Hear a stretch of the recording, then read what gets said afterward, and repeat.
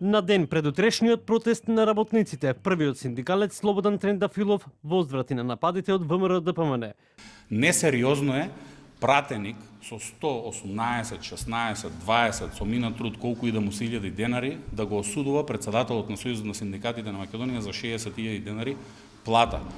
Несериозно е да гледаат дека нема апсолутно никакви реакции за 60.000 денари плата на председателот на Сојузот на синдикатите на Македонија, па да измислуваат дека ми е 75.000 денари, па на друг дека му е 104.000 денари, на трет му било 80 и така натака. Го повикувам од неговата плата да даде дел за да ми ги надополни овие 15.000 денари кои ги немам и секој месец да имам 75.000 денари за да не лаже. Предлага уште утре да се донесе закон со кој една година сите избрани и именувани функционери, вклучително и председателот на ССМ, да земаат минимална плата од 500 евра, а за возврат да добијат достоинствени плати работниците.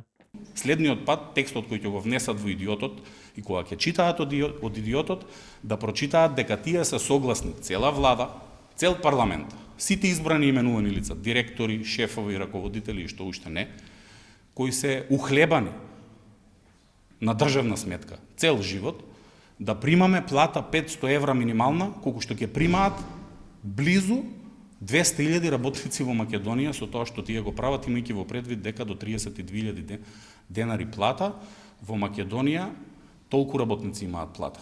Наместо Бране Петрушевски, денеска Валентин Манасиевски од ВМРО ДПМН продолжи со критиката кон синдикалците. Денеска наред подпредседателот на ССМ Иван Пешевски.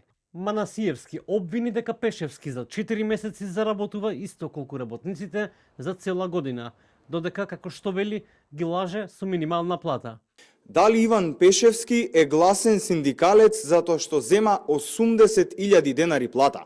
Синдикалците на батерии се прочитани. Тој во 2024 и првите 2 месеци од 2025 година остварил и приходи по други основи со договори на дело и заедно со платата инкасирал 1,3 милиони денари. Сојузот на синдикати на Македонија утре ќе излезе на протест пред собранието, Стопанската комора и владата, барајќи зголемување на минималната плата на 500 евра.